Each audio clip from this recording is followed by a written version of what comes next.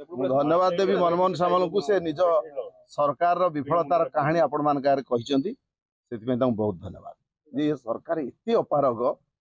कागज पाऊना गोटे सरकार जदि कागज पाऊना सभापति कहते आठू अपारग सरकार ओडिशा राज्य सरकार राज्यवासी कौन आशा करते सरकार जेकोसी कागज से बाहर करें बहुत लोक ईडी सीबीआई लगे अरेस्ट कर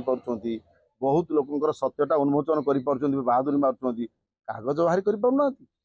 ये विफलता से निज मुहर स्वीकार करुँच तो सबू कथार 24 वर्ष कहते कि निज विफलतार ये 24 मास भितर भी